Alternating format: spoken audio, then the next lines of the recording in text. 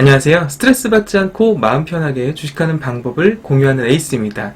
이번 한 주도 정말 너무너무 더웠죠. 여러분들 한 주간 어떻게 매매 잘 하셨나요? 이번 주 국내 증시는 양호한 편이었어요. 다행이라는 표현이 맞는 것 같습니다. 왜냐하면 국내 코로나 신규 확진자가 연일 신기록을 써서 1,800명이 넘어갔는데도 다행히 증시는 크게 하락하지 않았고 버텨주는 모습이었습니다. 특히 코스피보다는 코스닥이 좀 더 강한 모습이었는데 주봉으로 보면 코스피는 약 0.69% 하락을 했고 코스닥은 0.33% 상승을 하면서 신고가를 달성하였죠. 전체적인 증시는 오르고 있는데 확실히 요즘은 개인 투자자들이 매매하기가 어려운 시장이 맞는 것 같아요. 언제는 쉬운 시장이 있었냐마는 작년과 올해 초까지는 그래도 조금 수월한 편이었거든요. 주린이라고 하는 초보 투자자분들도 수익 인증하면서 모두가 웃던 시장이 작년 시장이었어요. 근데 지금은 확실히 그런 느낌은 아니죠. 주린이 분들 중에 작년과 올 초에 수익 낸 것이 마치 내 실력이 좋아서 라고 생각하면서 투자금을 크게 키운 분들은 지금 후회하고 계실 확률이 조금 높습니다. 제가 요즘 같이 주식하는 주변 사람들에게 공통적으로 듣는 말은 시장은 좋은데 내 계좌는 왜 이러냐, 왜 안 오르냐 라는 말들이에요. 사무실 형님들한테도 많이 듣고 주변 사람들한테 꽤 많이 듣고 있는데 아마 이런 기분을 느끼시는 분들이 꽤 많을 것 같다라는 생각을 해봅니다. 혹시 여러분들 계좌는 어떠신가요? 그래서 오늘 함께 이야기 나눠볼 첫 번째 주제는 이겁니다. 지수는 좋은데 나는 왜 체감을 못하나, 또는 이런 시장에선 어떻게 해야 할까, 이런 이야기를 한번 해볼게요. 사실 올해 상반기에도 이런 기분이 들었어요. 3, 4월 달에도 이런 말들이 나왔었거든요. 지수는 좋은데 왜 내 계좌는 재미없냐, 이런 말들이죠. 근데 지금은 그때랑은 조금 느낌이 다릅니다. 왜냐하면 상반기에 이런 말이 나올 때에는 개인들이 크게 관심이 없던 경기민감주라고 하는 종목들이 오르다 보니까 이런 말들이 나온 거거든요. 경기민감주라고 하면 예를 들어서 포스코라든지 현대제철 같은 철강주들 있죠. 그리고 조선주라든지 화학주, 건설주 이런 종목들이 올라가면서 지수 상승을 이끄니까 솔직히 개인 투자자 중에서 철강이나 건설주, 화학주 이런 매매 즐겨하고 좋아하는 분들 비중이 얼마나 될까요? 비율로 보면 별로 안 되잖아요. 그러니까 주가는 이런 종목들이 끌고 가는데 개인들 계좌에 그런 종목은 없으니까 이상하네. 주가는 올라가는데 내 계좌는 왜 그대로지? 이런 말들이 나왔던 거거든요. 근데 최근 1, 2주, 최근 한 달은 그런 느낌이 아닙니다. 2차 전지나 반도체, 그린 뉴딜 또는 메타버스, 대선 테마주 이렇게 분명히 개인들이 좋아하는 섹터들이 올라가거든요. 그런데 계좌 수익률이 그렇게 막 좋아지는 느낌이 안 든단 말이죠. 이게 왜 그러냐면 제 개인적인 생각으로는 매매를 너무 자주 하거나 업종 교체를 자주 하는 분들일수록 그런 생각 드는 분이 많을 거예요. 이게 왜 그러냐면 지금 시장은 순환매가 빠르게 진행되는 시장이다 라고 평가를 할 수가 있는데요. 이 순환매가 빠르게 진행되는 시장은 흐름을 한번 제대로 맞춰서 타면 큰 수익을 낼 수 있지만 반대가 되면, 제가 엇박자 매매라는 말 자주 썼던 거 기억하시나요? 엇박자 매매가 되면 남들 돈 벌었다고 할 때 나는 잘해야 본전, 아니면 큰 손실을 볼 수도 있습니다. 그게 이런 시장의 특징이에요. 이번 주에 있었던 일들을 예로 들어서 한번 설명을 드려볼게요. 지금부터는 차트를 보면서 한번 설명을 드려보겠습니다. 설명을 간단하기 위해서 세 가지 섹터만 놓고 설명을 해볼게요. 세 가지 섹터 뭐냐면 2차 전지랑요, 그린 뉴딜, 반도체입니다. 7월달 주인공은 역시 뭐니뭐니도 2차 전지라고 생각을 해요. 메타버스도 분명히 뜨거운 상승을 보여줬지만 아직은 테마주에 속하기 때문에 메타버스는 빼고 2차 전지를 놓고 볼게요. 2차 전지 양극재 대장이 있죠. 이게 에코프로 BM인데 이 종목은 사실 6월달부터 상승이 나왔어요. 차트를 보시면 에코프로 BM 한번 볼게요. 에코프로 BM을 보시면 요 부분이죠. 요 부분부터 이제 상승이 나왔어요. 세로선을 그으면 대략 요 정도, 4%, 5% 정도 되는 양봉을 시작으로 올라가서 기간 조정 다시 올라간 거죠. 대략 상승률을 놓고 보면 요 정도니까 60% 가까이가 오른 거예요. 지금 이게 별로 안 되는 것 같아 보이는데 대략 62% 정도의 상승이 나온 거거든요. 에코프로 BM이 스타트를 끊고 그 다음에 이제 다른 종목들이 추가로 상승하기 시작하는데 볼게요. 이렇게. 근데 이 포스코 케미칼 같은 경우는 제가 이제 양극재, 완극재를 다 해서 약간 성격이 다르다 해서 뺐죠. 그래서 우리나라에서 2차전지 양극재 소재 3개만 보면 된다. 에코프로비엠, LNF, 코스모신 소재 이렇게 3개만 보면 된다라고 제가 여러 번 말씀을 드렸는데 양극재, 에코프로비엠인가? 그 다음에 LNF, 코스모신 소재 이렇게 3종목만 보면 된다. 차트를 한번 보시죠. 아까 선을 그었던 이 부분, 여기서 이제 에코프로비엠이 출발을 하는 거예요. 여기서 먼저 출발을 하고 그 다음에 보시면 누가 먼저 따라가냐면 이제 LNF와 코스모신 소재가 같이 출발을 하는데, 잘 보세요. 여기서 LNF가 장대 양봉, 코스모신 소재가 장대 양목 이렇게 당겨놓고 보면 하루 차이로 이제 시세가 나온 거죠. 그러니까 대장이 먼저 스타트를 끊어서 우상향하고 LNF 따라가고 코스모신 소재 따라가서 다 신고가를 돌파했어요. 7월 19일, 19일, 20일 이렇게 하루 차이로. 그러니까 이 업종 내에서 같은 섹터 내에서 같은 산업을 하는 종목들이 순환매가 돈 거예요. 예를 들어 볼게요. 코스모신 소재를 들고 있는 사람이 있습니다. 에코프로비엠이 6월부터 상승하기 시작했단 말이죠. 근데 나는 코스모신 소재를 들고 있는데 내 건 안 올라가. 올라가는 것 같더니 내려오고 또 올라가는 것 같더니 내려오고 이렇게 된단 말이죠. 그럼 이제 코스모신 소재를 들고 있는 분이 성질이 납니다. 개잡주네 이러면서 이거 던지면 어떻게 될까요? 예전에는요, 이렇게 같은 산업을 하는, 같은 사업을 하는 회사들이 동시에 같이 갔어요. 예를 들어 에코프로비엠 6월 달에 가면 LNF, 코스모신 소재도 거의 같이 움직였습니다. 그래서 뭐 이등주 매매라든지 뭐 짝꿍 매매라든지 이런 말들이 그때는 다 통했던 시장이었거든요. 이런 말 들어보셨나요? 짝꿍 매매, 후발주 매매. 요즘도 이런 매매 자주 하시는데 선발이 출발하면, 대장이 출발하면 2등, 3등주가 따라간다는 거죠. 근데 지금은 그런 게 잘 안 먹혀요. 대장만 가잖아요. 2, 3등주는 안 가고. 그러니까 지금은 섹터와 산업 내에서도 순환매가 돌더라. 코스모신 소재 들고 있는 사람이 에코프로비엠 가는 거 보고 열받고 배 아파서 이거 던져버리면 어떻게 될까요? 그러니까 같은 섹터 안에 있는데 얘는 가는데 내가 들고 있는 건 안 가. 그럼 사람 마음이 흔들리는 거죠. 내 종목에 문제가 있나? 개잡주인가? 뭐 악재가 있나? 이런단 말이죠. 이럴 땐 사실 그냥 믿고 기다리면 되는데 지금 시장은 그게 안 돼요.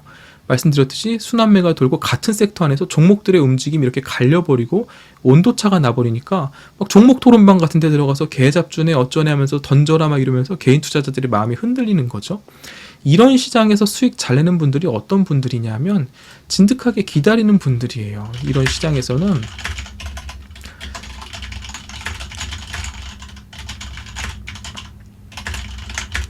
이거죠. 그냥 사놓고 안 본다든지 에코프로비엠이 가네? 그럼 내 것도 가겠구나 라고 진득하게 기다리면서 내 차례가 오겠구나 하는 분들이 수익을 낼 확률이 아주 높아집니다. 이거는 이제 2차전지 양극재라는 소재 안에서 살펴본 거고, 이제는 다른 산업까지 한번 봐야겠죠. 한번 지워보고 다른 산업 이야기를 좀 한번 해볼게요. 이렇게 지워보고 2차 전지에서 이제 시세가 크게 나왔어요. 이 정도면 제법 큰 시세가 나온 거잖아요. 수급도 크게 들어왔고요.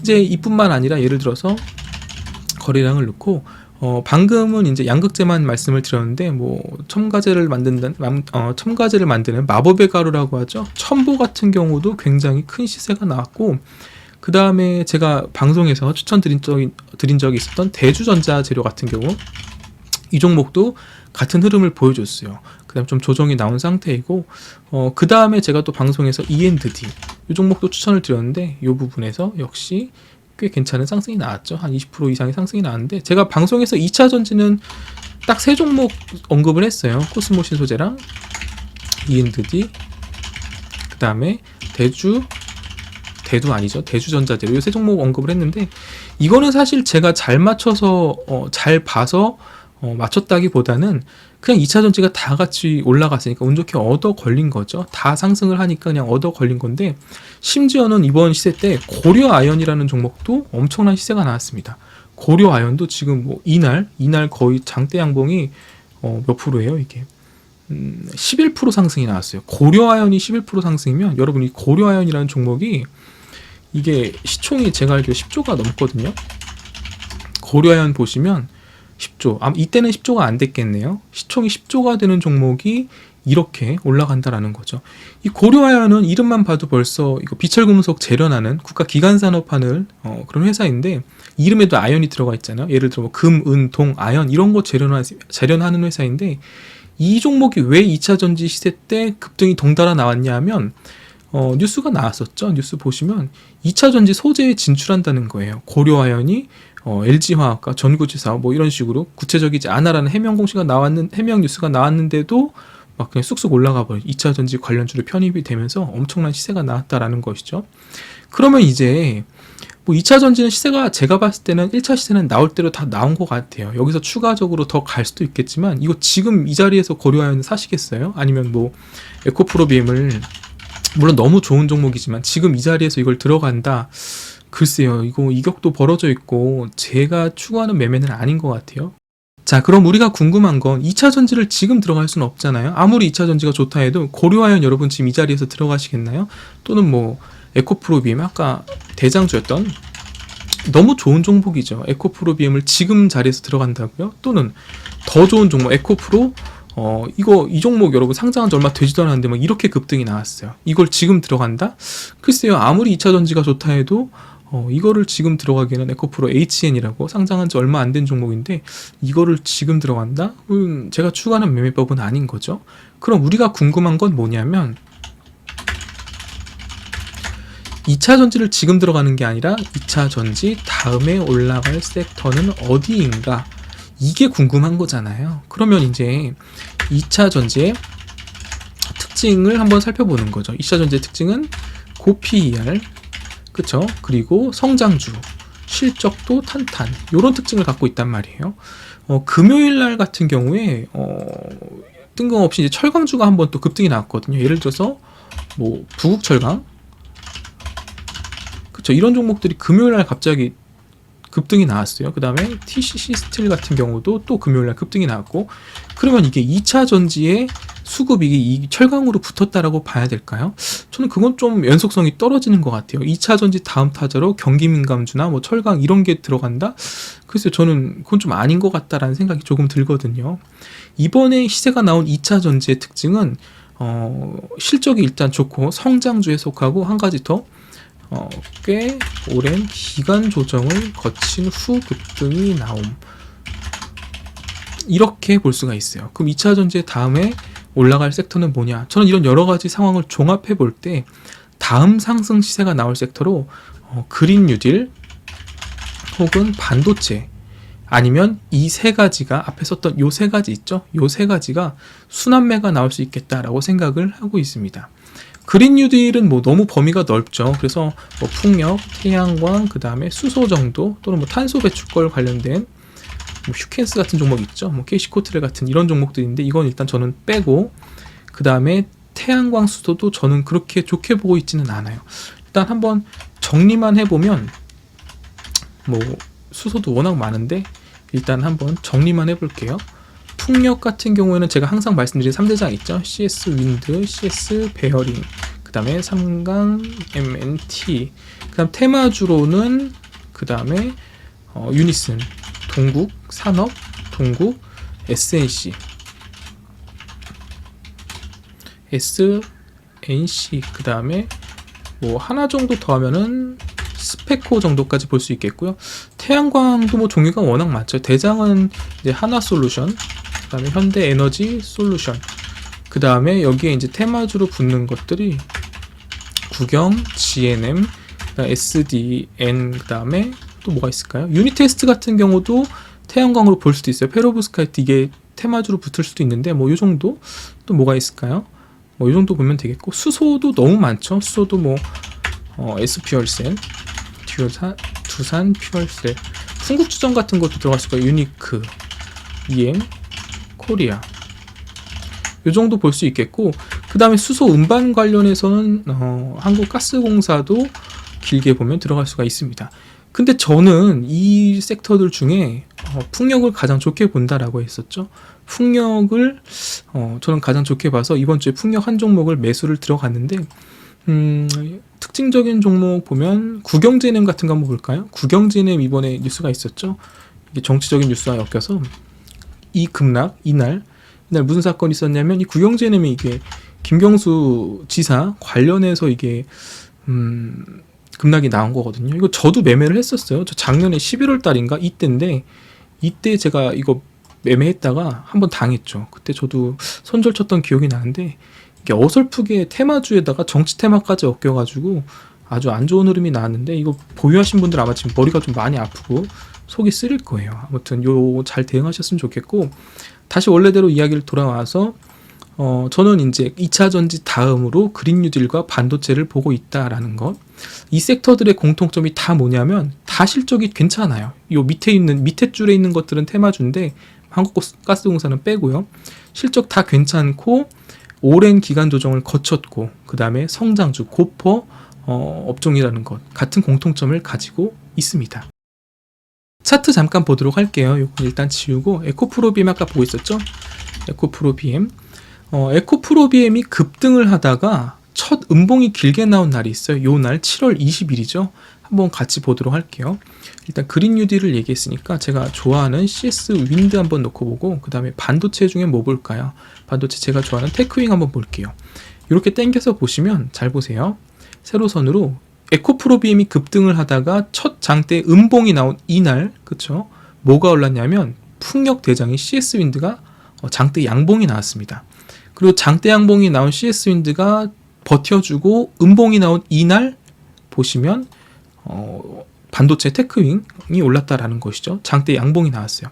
그러니까 이게 단순히 우연이냐라고 봤을 때 저는 아니라고 보는데, 왜 그러냐면 2차 전지가 상승이 나올 때 굉장히 수급이 완전히 그냥 몰빵으로 쏠렸단 말이죠.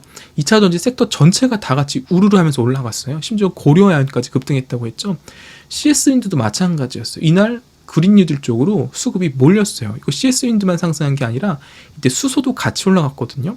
그리고 이날 목요일날 반도체 쪽으로 수급이 완전히 몰빵했습니다. 외국인들의 수급이 거의 체감상 한 80-90%는 반도체 섹터로 다 몰렸다고 해도 과언이 아닐 정도로 수급이 들어왔단 말이죠. 그러니까 이 수급이 뭔가 연속성이 있는 것 같아요. 그래서 저는 꽤 높은 확률로 이 세 가지 섹터가 이렇게 순환매가 나오지 않을까.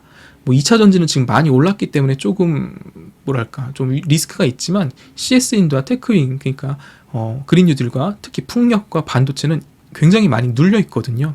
그래서 제가 드리고 싶은 말씀의 결론은 뭐냐면, 지금부터 그럼 뭘 봐야 되냐.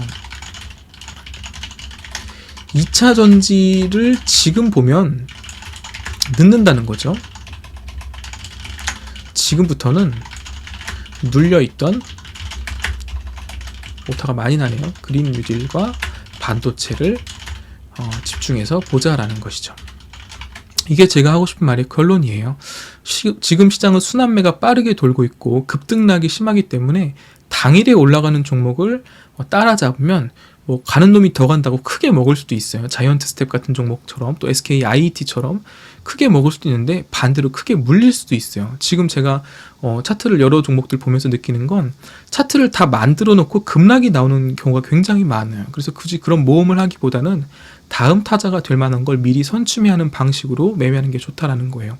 그게 훨씬 안전하고, 제가 오프닝 때 늘 말하는 거 있죠. 스트레스 받지 않고 마음 편하게 하는 매매법. 2차 전지를 지금 들어가면 스트레스 받을 수밖에 없고요. 지금은 눌려있는 그린 뉴딜과 반도체를 좀 집중해서 보자라는 말씀을 첫 번째로 좀 드려볼게요. 두 번째는 반도체 섹터에 대해서 조금 더 자세하게 다뤄보도록 하겠습니다. 이틀 전 목요일에 반도체 소부장 종목들이 아주 오랜만에 전체적으로 큰 상승이 나왔다라고 앞서 말씀을 드렸죠. 그동안 반도체 섹터의 개별 종목들이 오르고 내린 적은 많이 있었지만, 이렇게 섹터 전체적으로 수급이 몰리면서 큰 상승이 나온 것은 정말 오랜만의 일입니다. 저는 이 부분이 굉장히 의미가 있다라고 봐요. 앞서 말씀드렸듯이 이건 단순한 상승이 아니라 2차 전지로 쏠렸던 수급들이 그린 뉴딜을 거쳐 반도체로 아주 그냥 몰빵식으로 들어왔기 때문에 의미 부여를 해볼 수가 있다라는 것이죠. 저는 조심스럽게 반도체 섹터에 이제 저점이 나온 게 아닌가라고 희망을 갖고 있습니다. 제가 2-3개월 전부터 영상을 통해서 반도체 실적 너무 좋다, 정말 좋은 섹터다 라면서 계속 추천을 드렸는데, 신기하게 그때부터 반도체 섹터가 옆으로 눕고 줄줄 흘렀단 말이죠. 저도 물려 있습니다. 그래서 굉장히 좀 신경이 쓰였고 좀 속이 쓰렸는데, 이제는 어느 정도 좀 저점이 나오고 희망과 좀 반등의 시간이 가까우지 않았나라고 조심스럽게 또 기대를 해보는 거죠. 그럼 목요일에 왜 이런 상승이 나왔는지, 반도체 쪽으로 수급이 쏠렸는지에 대한 이유를 좀 찾아봐야겠죠. 몇 가지 이유를 생각해 볼 수가 있는데, 첫 번째 뉴스는, 시장이 해석하기로 첫 번째 뉴스는 이재용 부회장의 사면 문제입니다.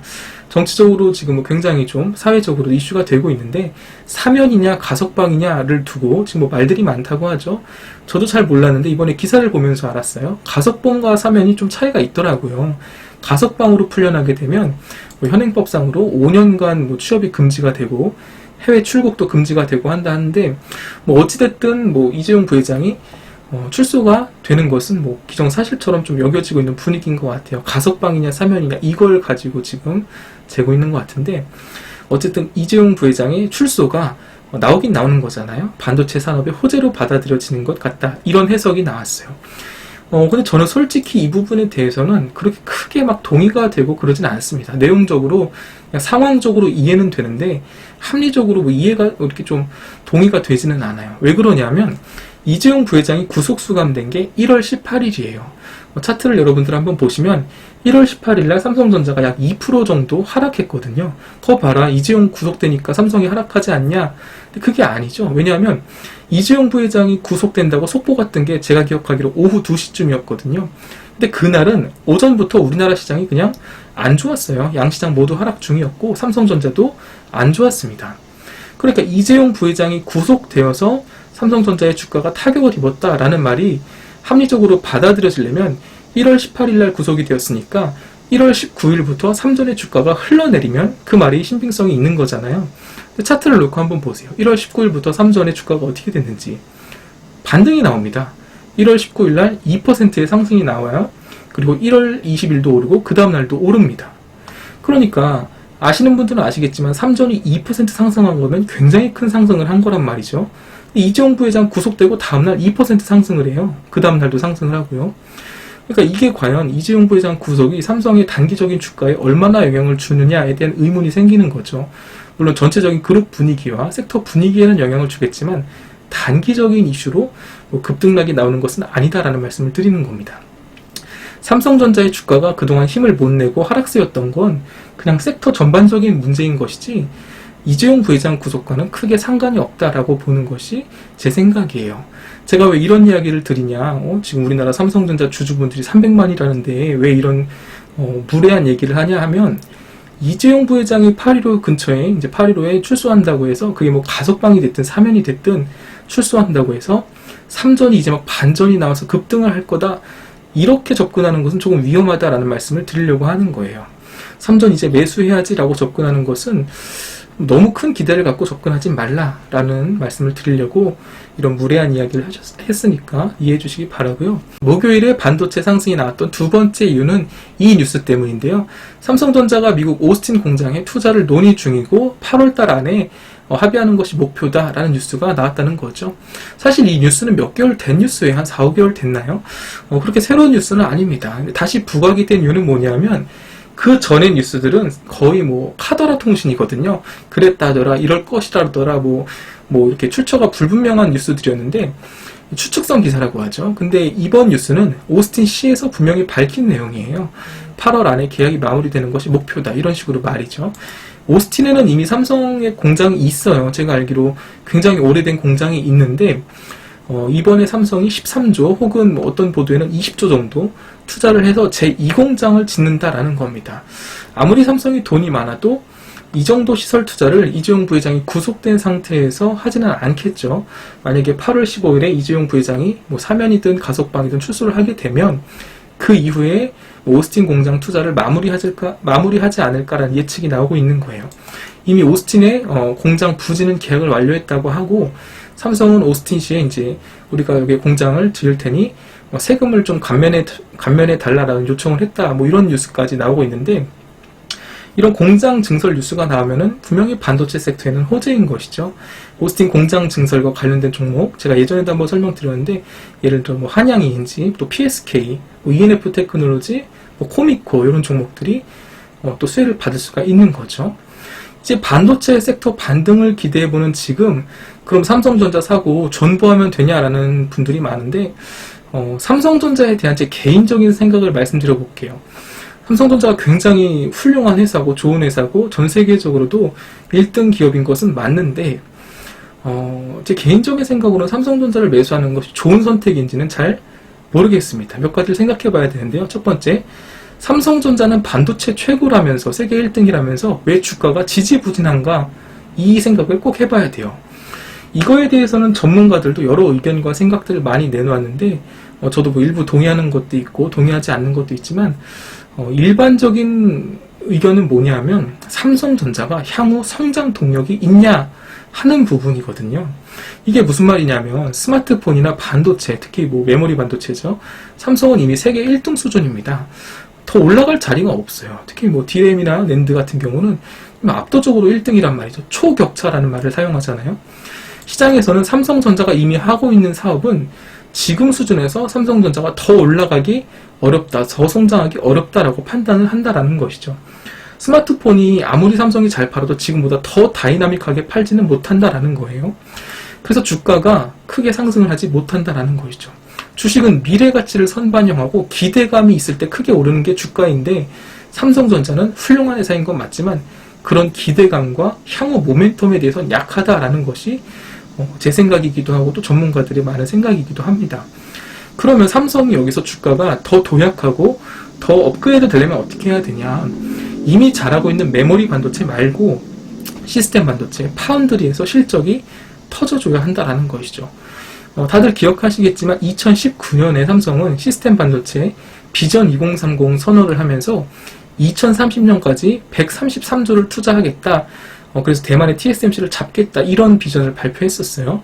그리고 올해 3월 133조가 아니라 171조를 투자하겠다. 이렇게 업그레이드된 계획을 발표하기도 했습니다. 근데 과연 이게 가능하냐? 가능하면 언제 가능하냐는 여전히 물음표로 남는 거죠. 대만 TSMC에서는 삼전은 10년 동안 우리를 따라잡을 수 없다. 뭐 이런 이야기도 하는 것으로 제가 얼핏 본 것 같은데 뭐 자세히는 아니고 얼핏 봤습니다. 삼성이 뭔가 이 부분에서 보여준다면 이제 주가는 업그레이드 될 수가 있는 것이죠. 또 한 가지, 그게 아니라면 이제 기업 M&A를 통해서 회사의 외형적인 부분과 실적을 업그레이드 시키는 것이 또 하나의 방법일 수 있겠죠. 그렇지 않고서는 가시적인 성과를 낼 수 있는 한 단계 도약이 쉽지가 않은 게 사실이에요. 왜냐하면 삼성전자는 이미 굉장히 크고 굉장히 글로벌 기업이잖아요. 여기서 한 단계 도약하는 게 정말 쉽지 않거든요. 삼성은 이미 너무 잘하고 있어요. 근데 이미 잘하고 있는데 더 잘하라고 기대하는 게 쉽지 않다라는 거예요. 그러니까 주가가 올라가는 것이 더 어렵다라는 것이죠. 한번 생각을 해보세요. 지금 삼성전자 스마트폰이 전 세계적으로 잘 팔리고 있는데 여기서 더 많이 팔아라, 갑자기 더 팔아라 이렇게 쫀다면 삼성 입장에서는 지금도 잘하고 있는데 자꾸만 더 잘하라고 한다면 또 굉장히 좀 가혹하잖아요. 그러니까 사람들이 핸드폰을 교체하는 주기도 일정한데 갑자기 어떻게 핸드폰을 더 많이 팔겠어요. 그러니까 반도체도 마찬가지죠. 반도체는 사이클이 굉장히 명확한 섹터거든요.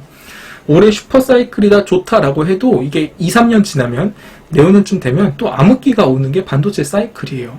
실제로 삼성전자가 2018년에 역대급 실적을 냈어요. 거의 뭐 영업이익 60조 가까이 냈다가 그 다음 바로 1년 뒤인 2019년에 사실상 실적이 반토막이 났습니다. 반토막 더 났어요, 그때.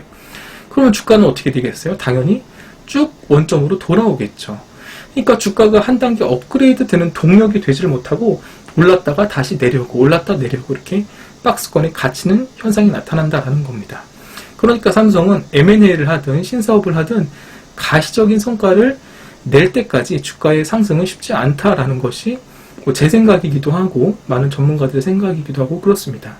그래서 개인적인 생각이지만 말씀드렸듯이 이재용 부회장이 석방이 된다 해도 단기적으로 이런 현실, 이런 상황이 바뀌기는 쉽지 않다라는 거죠.